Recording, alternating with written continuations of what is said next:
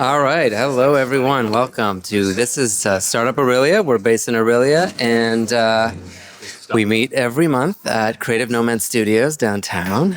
And today we have three presentations, varying from high tech to business. So sit back, relax, and enjoy the show. All right. Yeah. Thanks, everyone. The camera's here, but most people I think are over here, so I'm going to be mostly looking at you guys. So I'm going to talk about AI at Benchling and just introduce myself to you a little bit. So who am I and why am I maybe qualified to talk about this? I'm a dad mostly, so it's two boys, and that's what probably keeps me the most busy, but I also work in startups and tech. I've worked in startups for most of my life, most of my working career, and I would say I'm not a formally educated software engineer. I didn't go to school for this. My whole career was I studied biochemistry and kind of navigated somehow to being trusted managing software.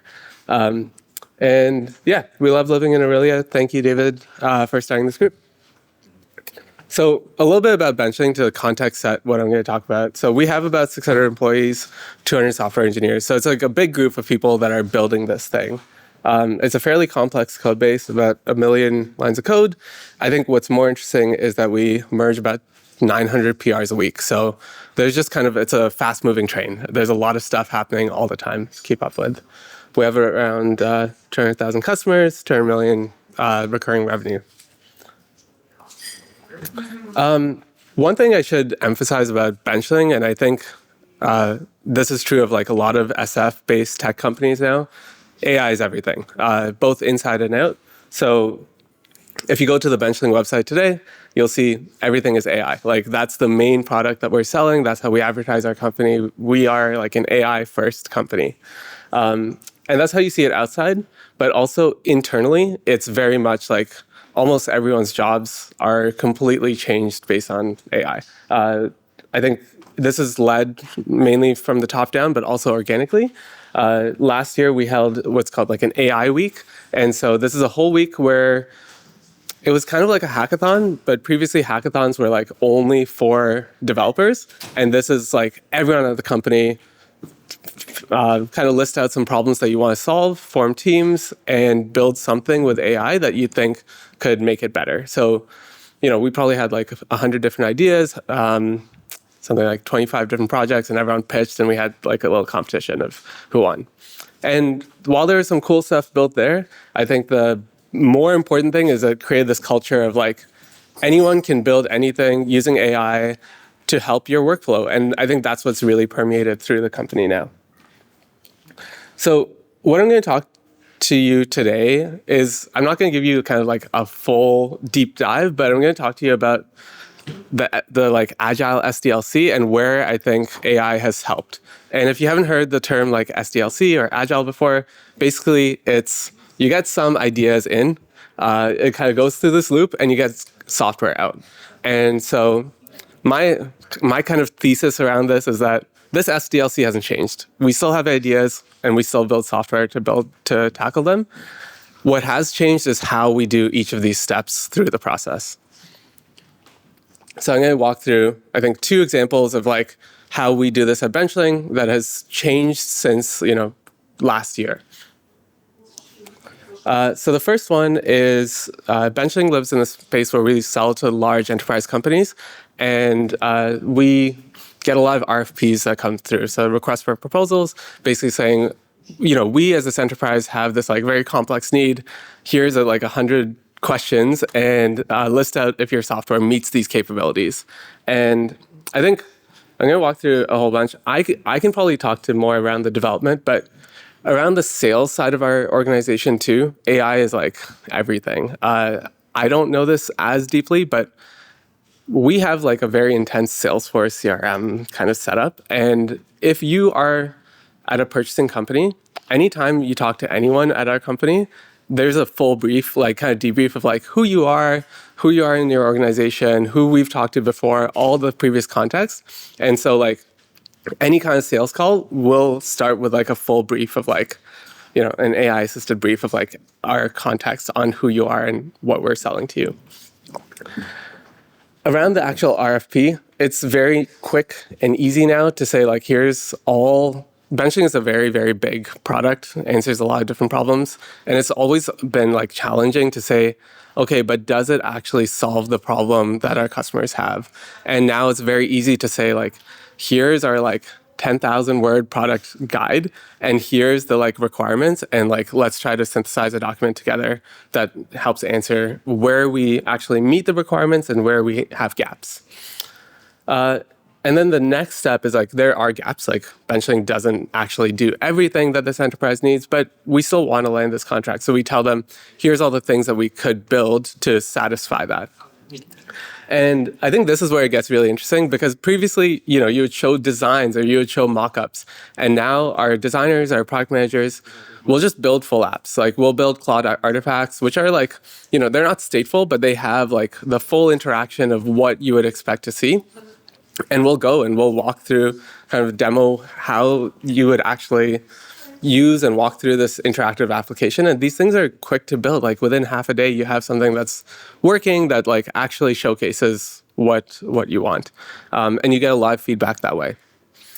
And then lastly, once you get into like development, I can go into like a really deep dive here, but like pretty much everything at Benchling is 100% AI-driven code development. The main bottleneck is not writing code anymore. And it's very much bottlenecked on like PR review and like technical planning. So like getting people around you to actually like agree on the solution that you want to build. So yeah, high level RFP. And the other area I want to talk through is our observability stack. And this is another, so the last phase of that SDLC, once you release your code, you want to actually observe and see how it's doing in the wild. And so this is another area that I think AI has helped, but hasn't transformed. And so before we had, AI and all these tools, we still had tools to observe our software when it was running. So the main things we use are Datadog and Sentry. So Datadog is kind of like a log aggregator, gathers all the logging as your application runs, and we have Sentry for error tracing. And how it works at Benchling is every team sets up what's called like a fire hose channel, and you get all your alerts that come through there, and your team is responsible for triaging them. And so basically saying, is this relevant? Do we need to solve it? And how urgent is it? And I think the challenging thing there is you could get an error in and not really understand what it means and not really understand how to fix it.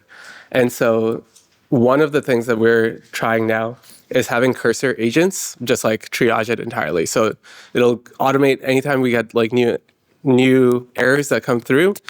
It'll go through, it'll use the MCP for Datadog, for Sentry, and our code base.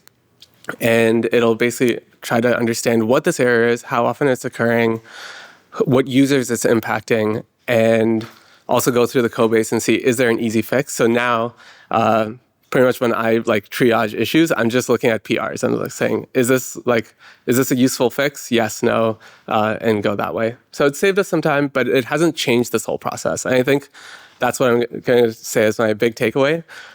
We use AI a lot at Benchling, but it probably hasn't changed our SDLC too much. It's just changed how we do individual steps throughout the way. And that's all I have to share. Anyone have any questions? Do you, two questions. One is is this a mic? Yeah. Oh, cool. Hello. For non-technical people that are prototyping now, Yep. do you give them a very rigid spec for prototyping? Do they have to build within certain languages and libraries, or do you just let them build whatever back end, front end? Yeah, that's a really good question. So I think as we've integrated these tools, the first round, I think we did not. We kind of just let people go, and it's fine to build whatever. Now with Claude Design, it allows us to import a lot of our design system, our design language, our brand assets. And so we're starting to integrate those more into our kind of mock-ups. So it looks more like the Benchling app, even as you prototype. But like back-end stuff. I think that's a very important thing. We say go for it. Create whatever, because that's the biggest bottleneck. Like if you want to integrate with our real backend and like our real software, that's where I think it gets complicated to do as like an initial prototype. One thing I'll say is like when I get to my development stage, I'll do that. Like I'll create the full stack based on like what I think it should be built like. In an afternoon or an hour, right, of the feature that I want to build. And then I'll use that to guide my like actual development process and like tech planning. Cool. The other question I had is, because you're a pretty big company, do you have any observations about like what the transition has been like for people managers? Are you finding that like their job is harder to manage people that are now enabled by AI? Are you seeing any trends? I think people managers are, taking on new roles for sure. I think, like I can talk through what I see in my team. We are, so previously I think people managers might, try to report on their team, build small tools with Excel to like help track team progress. My manager has been using Claude a lot to design artifacts around like Gantt charts, project management, just help our team understand like what we're building now and what the major issues are, and like showcase that to our team. Okay. Does that kind of answer your question? Yeah. I've been working with a lot of companies, and in some cases, in companies of your size, there's sometimes a trend where there's people managers are disappearing. They're demoting themselves to ICs because. But I'm just curious if that was something that you've seen, because you're a pretty big company. So. Yeah, I don't know if I've seen that trend. I definitely see people managers doing some code now. What previously would be like, oh, I have to distract, like I can't code anymore because it takes that much time. Now they can do a small few tickets and stuff along the way. Cool. Yeah. Anyone else? Yeah, I'll get one. There you go. How does IT kind of govern AI use with token dollar amounts or even access controls? It's a pretty big company, so I assume you have a full security and IT team? We do have a full security and IT team, but I think we've also tried to, as a culture, lean on kind of trusting our employees and especially trusting engineers to use these tools as best possible. And I think our CEO went on stage and was like, look, unless my CFO complains to me, like, go for it. Like, just go wild. Like, we're not tracking anything. Like, go for it. And I think that's still largely true. Most engineers have like unlimited access to Bedrock, so you can just build whatever you want on there. We have, I think where it gets tricky is like other IT tools, like that has to go through our regular like business procurement process. So if there's like a new company that's building something that you want to try, like that still goes through that process. Nice. Yeah. Thank you. Interesting.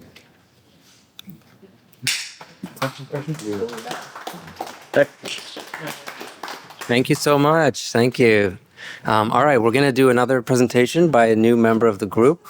Okay, great. Good morning. Good morning, guys. Morning. So I'm Hridin, and I am part of Purna Web. Purna Web is our company locally in Orillia. That's my wife, Namita. And this is our third year doing business here. And we are, product development company, like a software development company, and into a website and helping local businesses, navigate the online presence issues and things like that, starting with website, SEO, and things like that, right? So my background is mainly IT. I've been into IT for 18 years, working with multiple corporates. And now, here today, I'm not familiar with most of you, but I think with the name startup Orillia. So I hope you are all building some wonderful products, some are vibe coding it, some have a team, or some like maybe one-person company and things like that, right?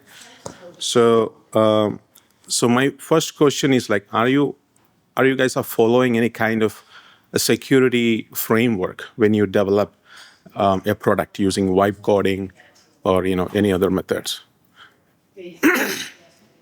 Yeah, so yeah, that's true. I mean, even I have tried vibe coding, right? Like, I have done some websites and some other small tools for our company, like, for our internal operations, like lead qualification, connecting to Zoom info and, qualify the leads and send automatic emails and things like that. So I would like to bring your attention into some of the security issues, right? So like NIST, NIST, CSF, and there is a new emerging framework, ISO 42001. So these are some frameworks that actually builds the security from the very beginning, right? By design, when you design an application. So I will explain it through a small example by taking an application, and I will run you through that. Okay, so before that, I would like to take you to some of the case studies, like some of the issues that you all might have already been familiar with this one. There are so many cases where AI given out hallucinated information or wrong information, and companies had to pay millions to compensate for it, right? There is a Steven Schwartz case, he was one of the lawyers in US in 2023, prepared his casework using ChatGPT, and ChatGPT hallucinated and gave him a fictional case number, reference number, and the judge actually had to ban him, for a while, right? And he got punished for it. Samsung code developers uploading the source code into ChatGPT free version. Free version means your information is being used by the model for the training, right?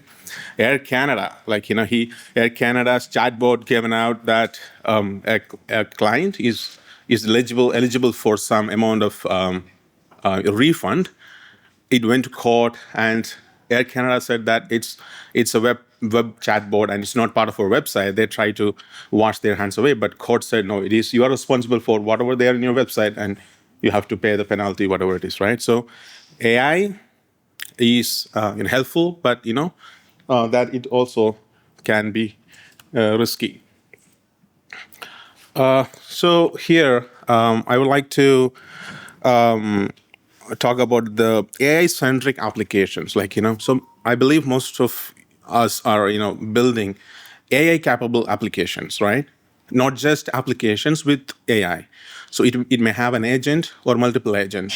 For example, if you're building an application for an accountant firm, so the accountants, depending on the levels, seniority, depending on the departments, it is not one agent, one agent that is running for all these different departments. So every department, the owner may have a different chatbot, which actually pulls the financial information, right? But not the junior accountant. Junior accountant may have only access to restricted data sources or data sets, right? So there it becomes the management, the AIMS, Artificial Intelligence Management System. The system refers to the step-by-step processes, to manage the different AI agents. So it can soon become from 1 to 10, 50 agents in an organization. So how do we manage them, right? So that is ISO. But here I'm going to focus more into, since we are a startup group and builders, entrepreneurs. So I'm going to talk about the NIST framework, how to adapt those security features, how we have to be due diligent in the design phase itself. So that's the difference between centralized agent and embedded agents, which means that embedded agents means for different tasks, for example, marketing team. They have, for example, marketing agent, which only have access in the back end to the data set is only brand voice, brand guidelines, the results from the previous campaigns, right? Salespeople may not need to have access to those things, right? So that is the layered security system, right? So NIST is actually based on, it's not a new, but it's also can be used for AI-based application development, right? So a first step, if you can see, there's a 5-stage process, identify. So in this phase, before, this is during the development phase, the design phase, right? So you identify your assets, right? For example, for marketing agent, what are the assets it needs to have access to, right? It needs to only have access to certain data sets or database, not the core database or the financial database or anything like that, right? Where your sensitive data lives. And dependence, like, how many APIs you are connecting, how many MCP, how many external connections you are connecting to, from this particular agent. So you have that listed down. Now you know what this agent is talking to, right? And the next step is protect, right? Yeah, so this is what identify the first phase, where you map your data, your dependencies, and you do the risk analysis, right? For example, if an MCP server or an external API vendor has a vulnerability, that is our vulnerability now, right? Like, because our system is depending on that API now. And the next stage is to protect.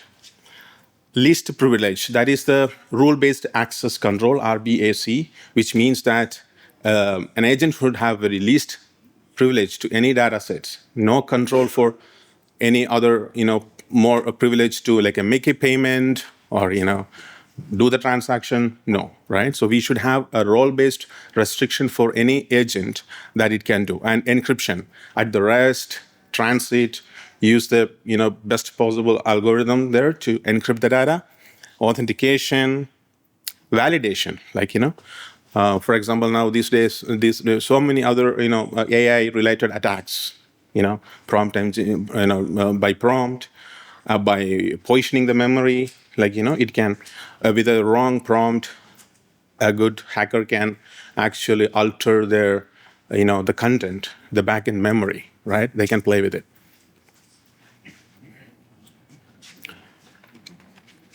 So next phase is detection, where this is like I said, it's a layered approach. So one layer misses anything, the next layer is going to catch it, right? So the detection is going to be where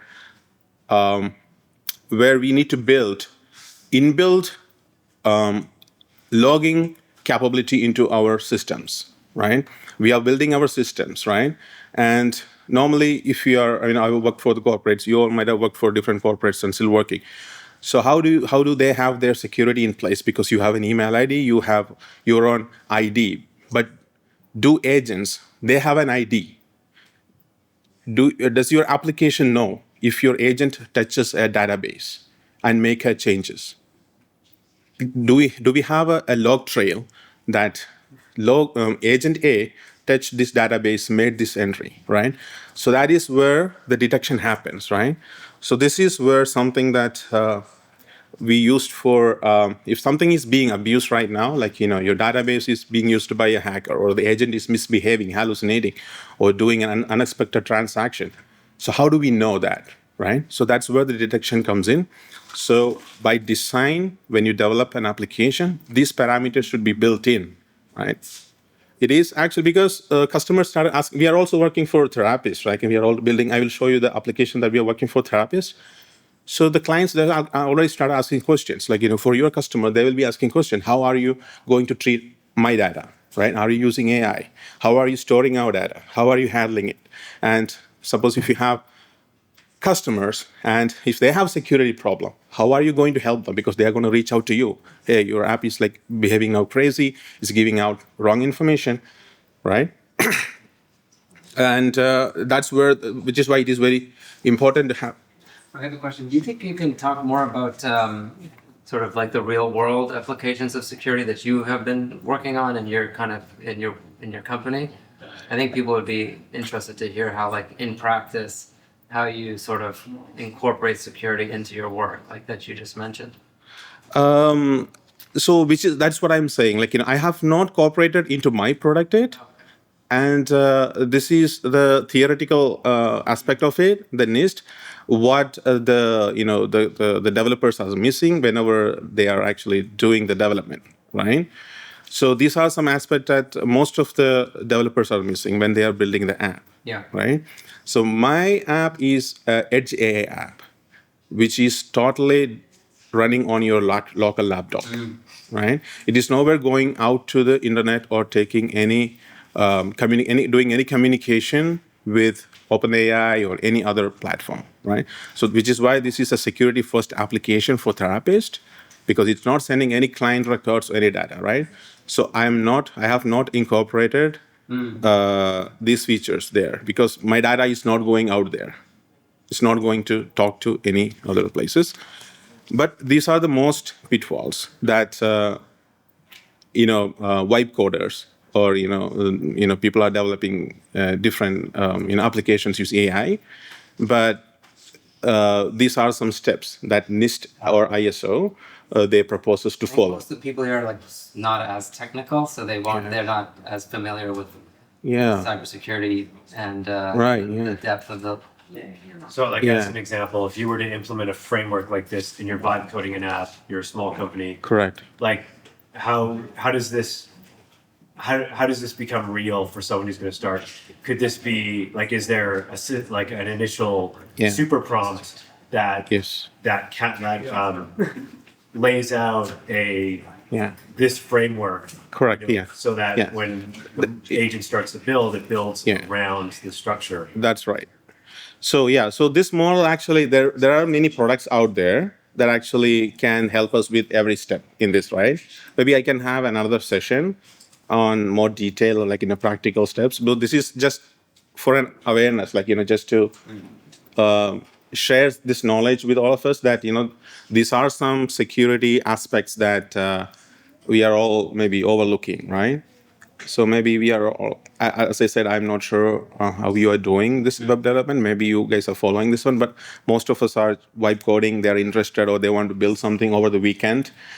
And if you're serious about it, like if you're going to have customers and if you're going to go out there with a product, then you need to have either ISO or this kind of a framework being followed, because otherwise your serious customers going to ask questions like how are you storing your data? How are you handling my AI? If you're using AI, how are you storing your data and things like that, right?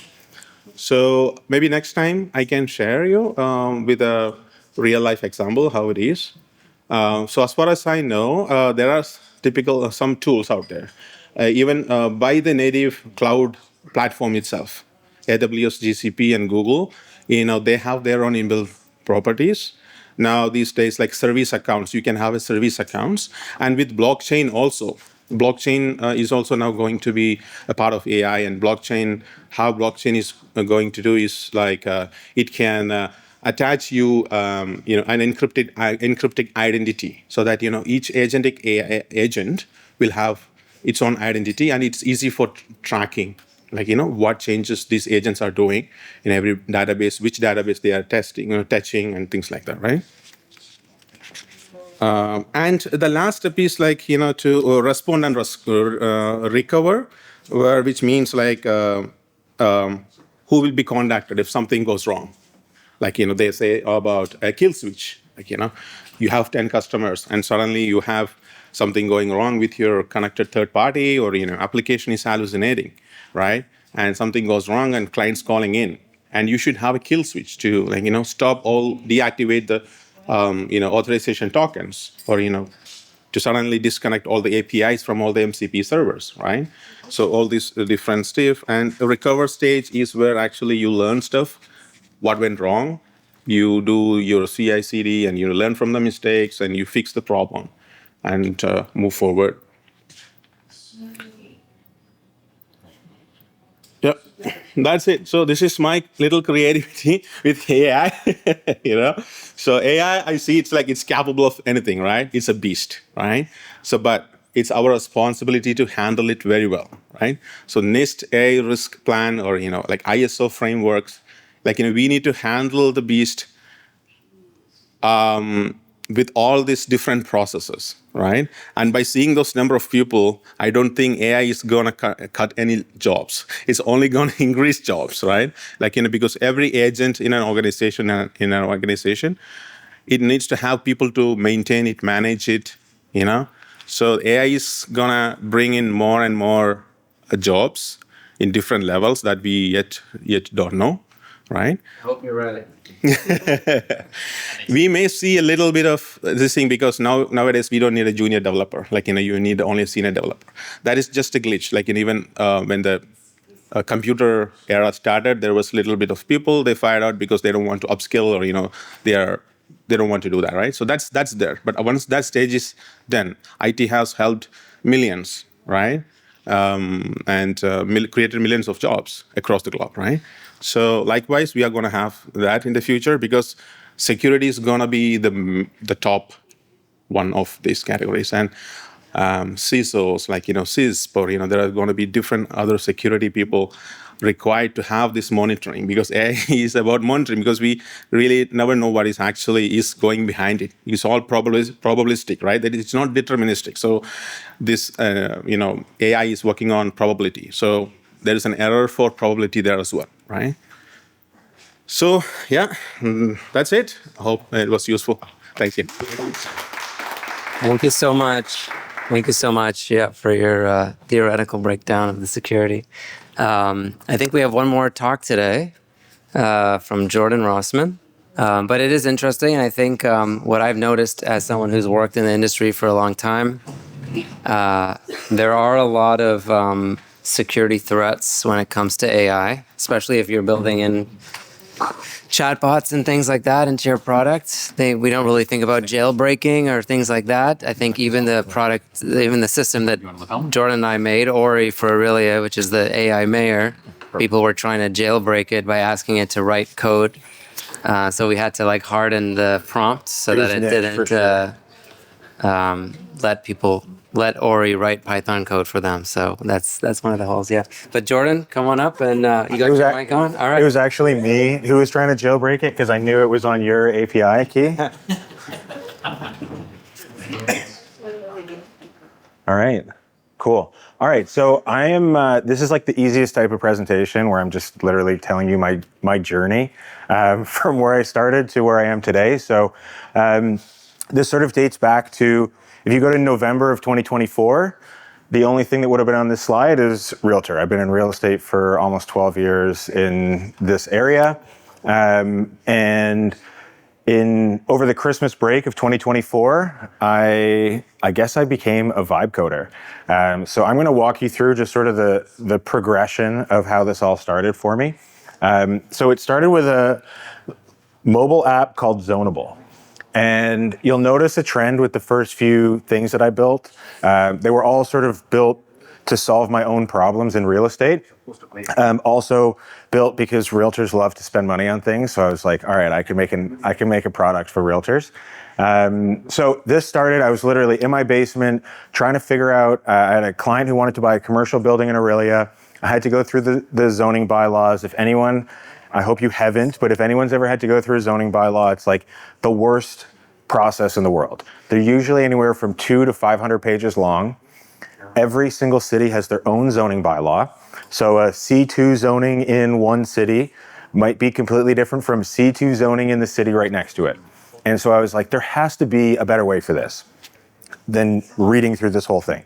So this was before vibe coding was coined as a term. I didn't know that AI could code. I literally had the free ChatGPT plan, and something just sort of creeped into my brain to say, could we make an app that does this? And of course, especially back in the day, ChatGPT was like, absolutely, super easy, let's do it. And I'm like, okay, well, can we make an iPhone app? And it was like, yes. What do I need? It's like, download this program called Xcode. We're going to write in Swift. And I was like, I don't know what that means, but so Zonable was built by sheer persistence and determination, really.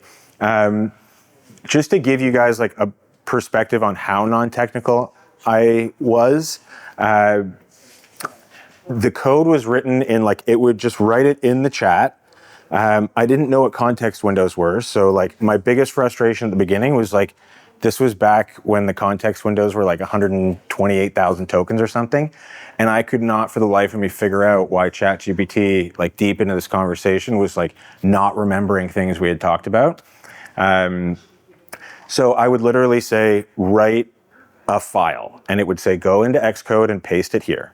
And literally, if I wanted to change the color of this button, I would say write the entire file again so I can copy and paste it, because I didn't know where to go in and like change the line. I couldn't find that line. I didn't know what I was doing.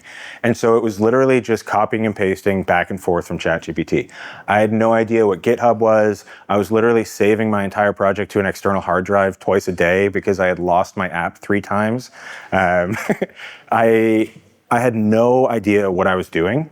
I had no idea that apps can communicate with backends. So I was literally trying to hard code the entire zoning bylaw into the code because I didn't know that you could like store data in places and retrieve it from an app. But the reality is that I had literally just for probably 4 months, I was obsessive. Like I just was like this, the second I had something on my phone that I could interact with and I could click a button and it did what I asked it to do, I was like, I can make apps now. And so I just started working through things. Every time I had a problem, I would just ask questions. I've always been a big believer. Like I still to this day have people ask me questions and I'm like, why didn't you just, like if you're asking me a Claude question, why didn't you just type it into Claude? I'm just a like ask the tool questions type of person. So I built Zonable. About 4 months later, I had an app that worked well for Orillia. Like it did the job for Orillia. The problem was that dealing with municipalities is a pain in the ass. They are very reluctant to get back to you. They're very reluctant to provide information. I'm not entirely convinced that like all the maps and everything that I had taken were like legal and free for me to take for commercial use. I was like literally paying people overseas that I found on Fiverr to like do mapping for me. And then I bought the mapping software and had to buy a separate computer for it. And I was just like, I don't care how this works, but it's going to work. But I realized through this that like, I'm not, where this idea failed for me was like, I'm not going to go to every municipality in Ontario and try and gather this information. I learned about GitHub. GitHub for, I mean, you guys probably all, most of you know what GitHub is. This was actually like the hardest thing for me to wrap my head around. Like I didn't understand what it was. I thought it was like the Apple time machine where you could just like go back in time to a working version. I didn't understand like branches and whatever. Like I didn't understand any of that. But slowly I started working on it. This is where I first learned that you can have a backend where you store your information and your app can communicate with it. And I learned how to do mapping software, which I don't use today, but if anyone needs a map, I can make one for you. Most importantly, I learned that I could build an app that worked. So that was like the epiphany that I had there. So then I was like, all right, I need, this is like I guess a typical vibe coder journey where you're like, okay, I just need to keep making apps. Don't worry about getting users. So I was like, I need to make an app. I think I should make it for real estate because I know a lot of real estate people. I'm well connected in the real estate industry, but I want to build an app that doesn't rely on like gate-kept municipal data. So I said, what is the one thing that realtors suck at across the board? And the answer is follow-up.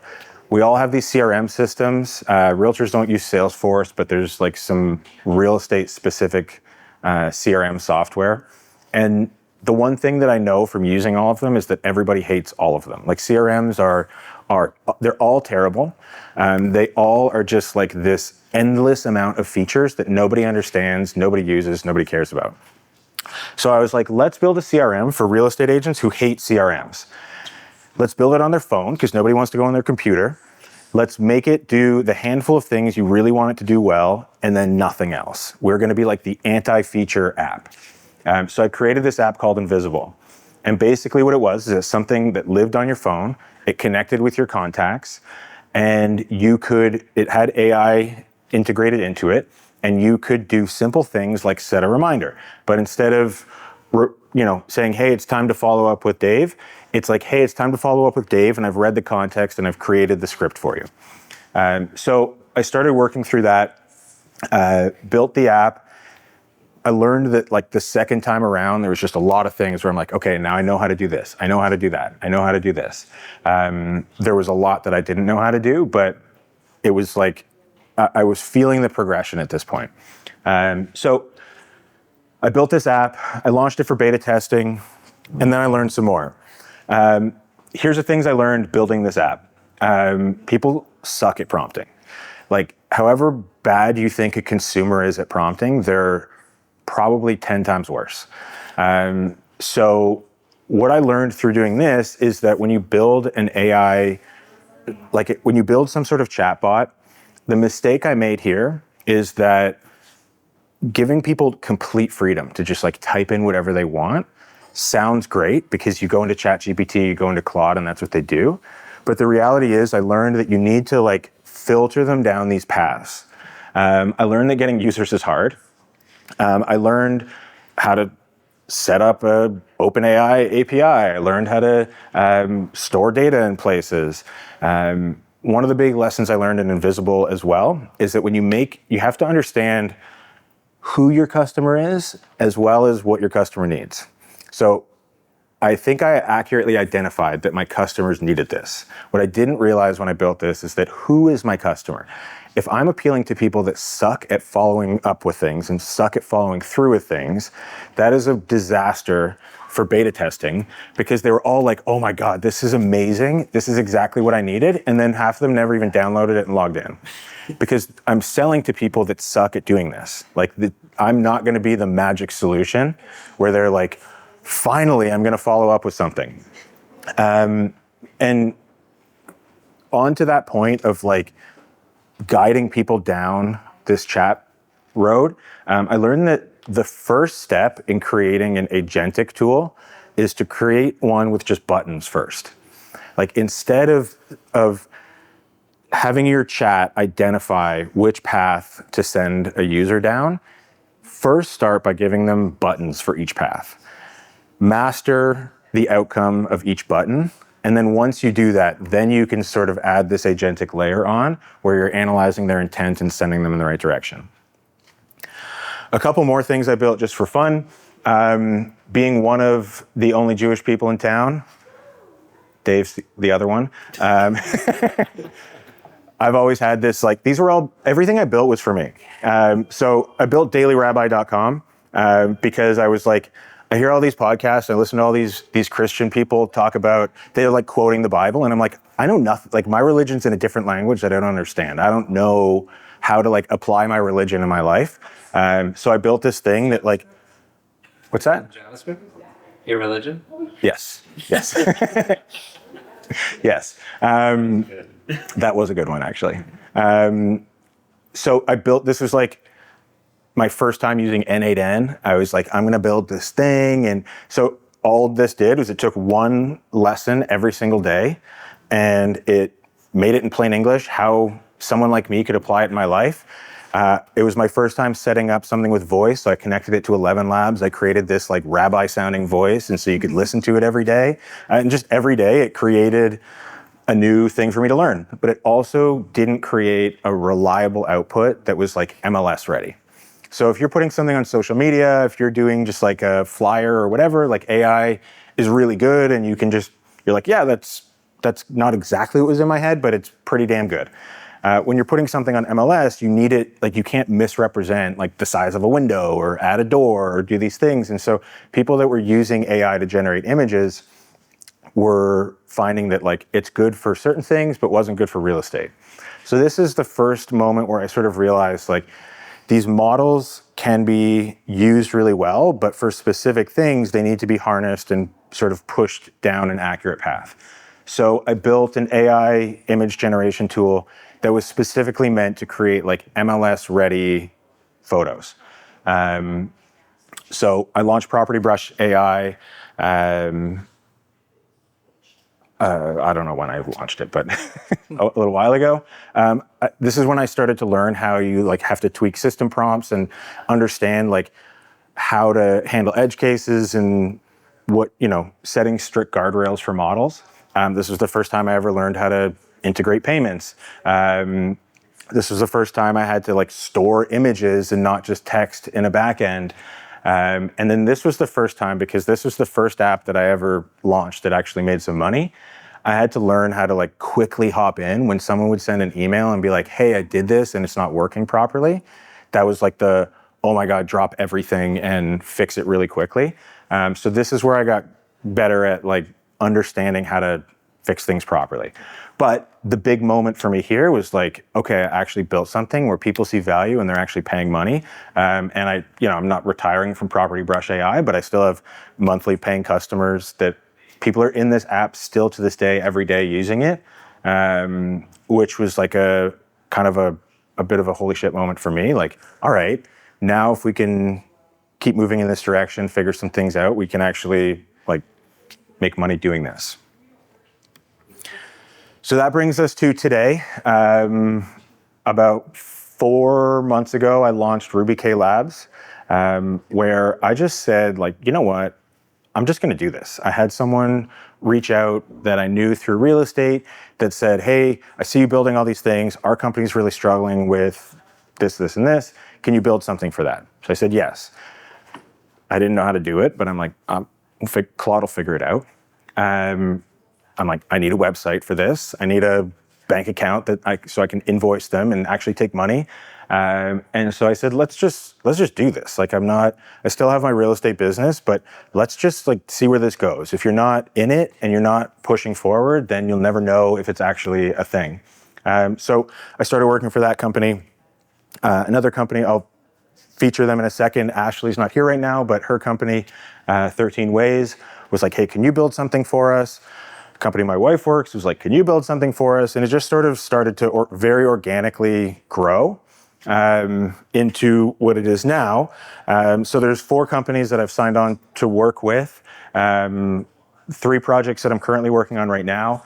The companies that have hired me do a combined over $400 million a year in revenue. So like they're serious companies, and not for any reason other than just showing that this is a thing that's working. Like just this year as sort of a side project, like this will make over $100,000 for me this year, with Claude Max Plan being my only overhead. So this taught me like this could be a real business. Like I'm learning through getting into these companies. I'm not pitching, hey, I built this software, I hope you like it.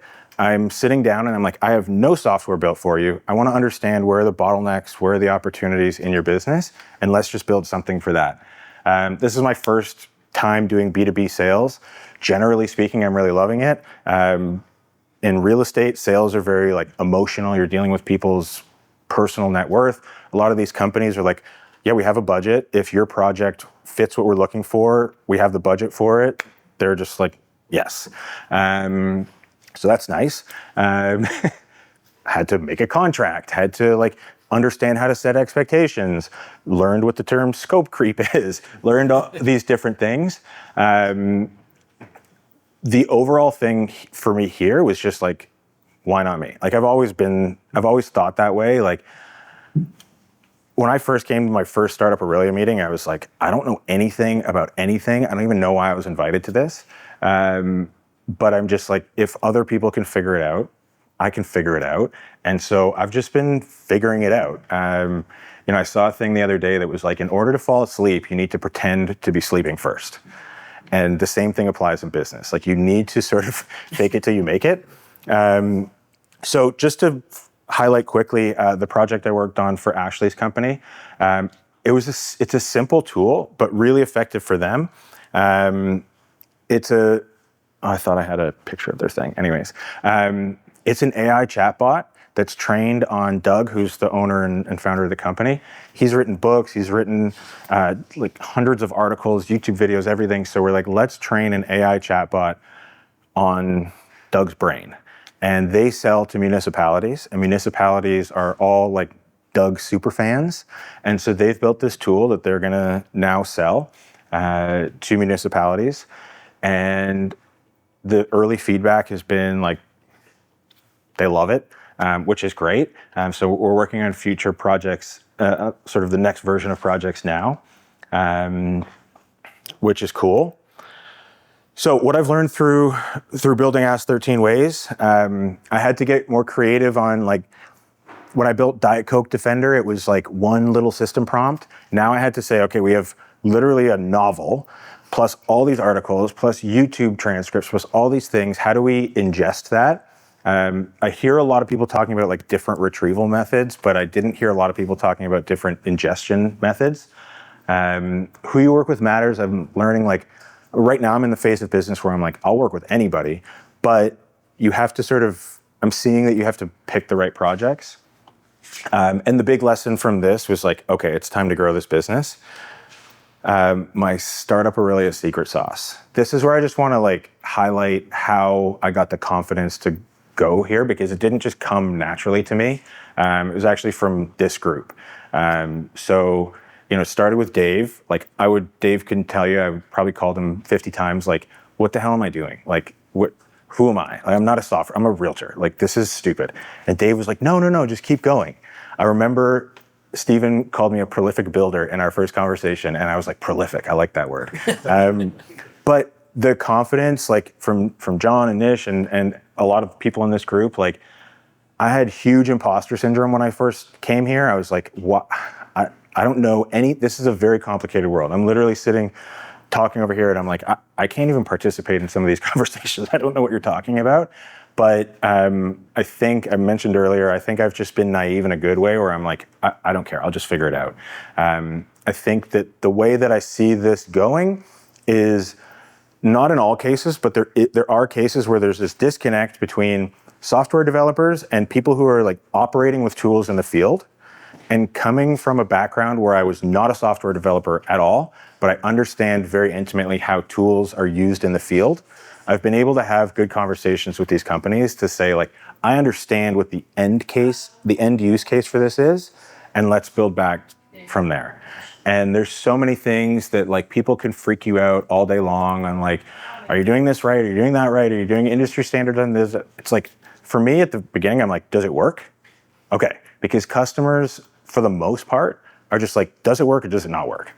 And a lot of these companies I'm working for are not putting in like highly sensitive data. Some of them are. We're using some proper strategies to protect it. But like, generally speaking, consumers just want the software to do what they were told it was going to do and do it quickly. And that's it. Thank you. Thank you, Jordan. That was great. Always inspirational to hear these kind of stories, and just goes to show you if Jordan can do it, anybody can do it. And that wraps up our session today. Thanks so much for joining in. Right.